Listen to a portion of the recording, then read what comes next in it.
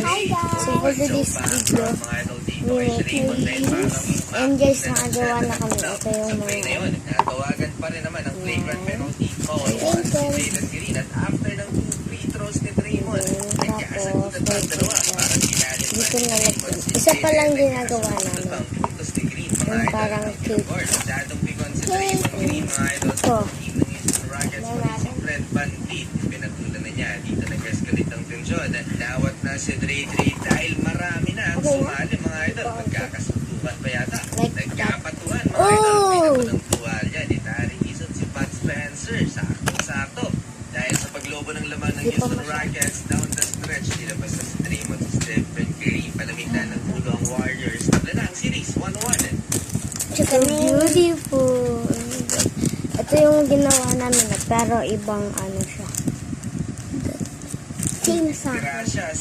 Nagawaan ko din. Ano sa'yo? Ano? Ito nga akin next. Wala siyang sprinkles yun yung pahaba. No?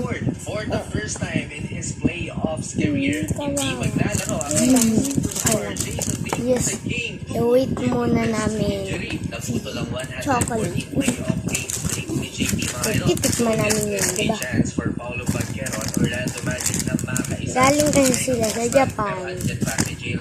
Bumili silang ganito. Tapos kami din meron. Tapos madami pa sila. Ay, sorry.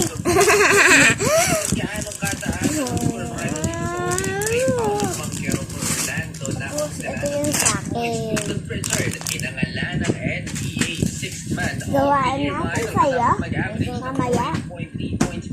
47% from the field and very impressive shooting. Paano natin matatanggal? Wala mo na. Shooting percentage 2 points na lang ng Boston at Paano? 23, Sabi din 21. Second quarter, mga idol, and oh my God! Ito pa, highlight naman mula kay Paulo Banchero. Meter lang cute! Ay, gano'n ba?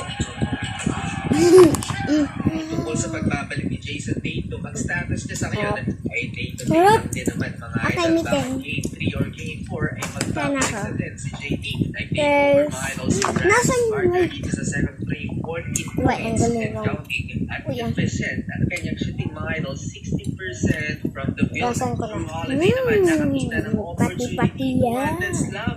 Under 5 minutes, nagkaroon ng komosyon sa pagitan ni KCP at Al Horford. Nakisali pa si Jaylen Brown. Nagkapisigalan, mga idol, dahilan para uminit ang ulo itong si JB. Dala ng matinding pisikalan